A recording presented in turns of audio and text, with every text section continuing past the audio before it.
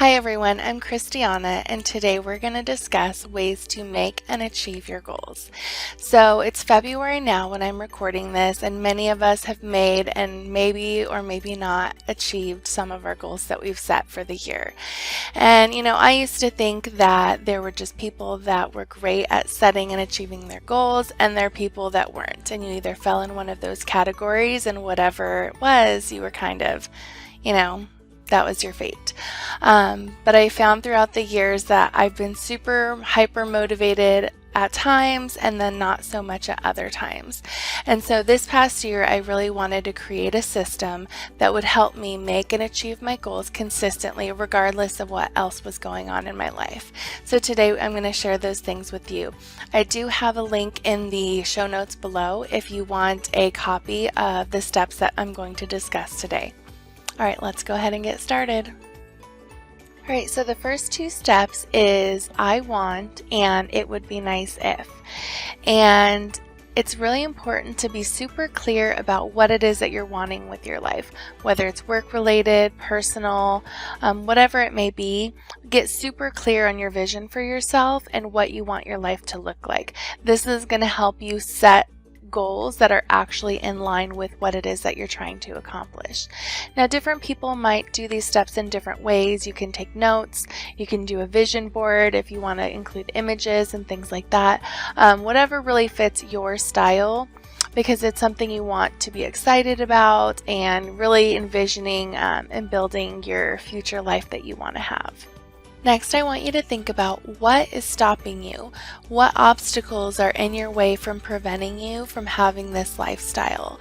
Is it time? Is it money? Getting super clear on what those obstacles are is super helpful, because then you can create solutions to overcome them. As you're making your goals, you want to make sure you're using the SMART goals framework. You want to make sure they're specific, measurable, attainable, relevant, and time-based. Having these things in place will make sure that you're creating goals that you can actually achieve and measure their success. You want to break your time frames into 3 categories: long-term, mid-term, and short-term. Now you can decide exactly how long each of these time frames could be, but one example would be a year would be a long-term goal, 6 months would be mid-term, and 3 months would be a short-term goal. In addition to having time elements, it's so important that you write down what obstacles you're going to face, because you're going to hit challenges, you're going to hit roadblocks when you're trying to achieve some of these goals. But if you write down some of the challenges you know that you'll have, when you hit those walls, you can sit down and you can reflect and process and say, okay, I knew I was going to struggle with this. I knew this was going to be an issue. Let's keep working towards those goals. If you don't build the challenges in, then it can feel like a failure. And in reality, the only way you're going to truly fail is if you stop trying. So the more that you try, the more that you're going to learn. Even if you don't meet your time frames you've set out for yourself, as long as you keep working towards those goals and achieving them, it's going to be a success. So building in those challenges is going to be crucial to be able to adjust when you have those struggles. Okay, so now you have your short-term goals, which are things you want to accomplish over the next 3 months. In order to actually get there, you need to be doing specific tasks each day or each week, depending on your schedule. And so what I recommend is writing down high impact and low impact tasks, different things that's going to help you achieve those goals. Now, if you have a super busy schedule, then maybe you only want to have like 1 high impact task per week, whereas if you have a little bit more time, you might be able to do 2 or 3. Don't put too many things on the schedule. If you put 2 things on your task list for the week and you achieve them by Wednesday, then go ahead and add a few more things.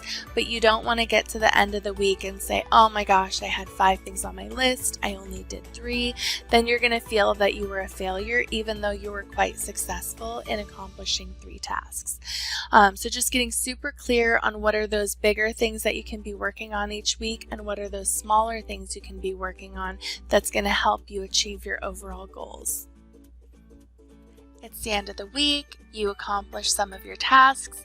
Now you want to sit down and reflect. What did you do really well? What were your wins for the week? By focusing first and foremost on your wins, it's going to give you momentum going into the next week. But while you want to focus on your wins, you also want to sit down and really think about what challenges you faced. Is there things that you can do differently to prevent, eliminate, or reduce some of those challenges?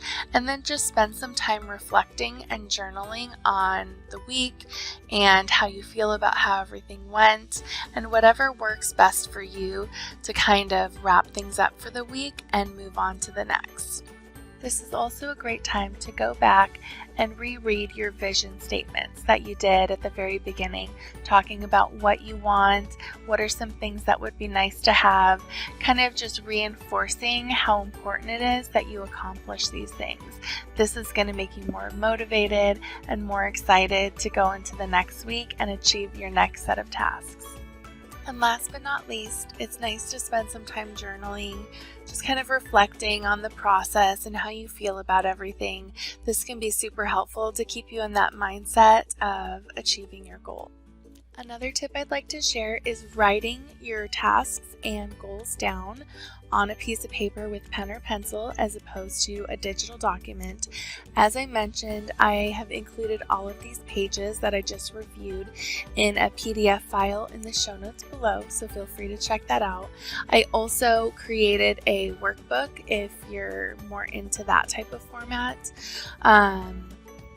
I've just found I'm way more likely to actually follow through on things when I've written them down as opposed to just putting them in a digital file or thinking about them. So I definitely recommend that.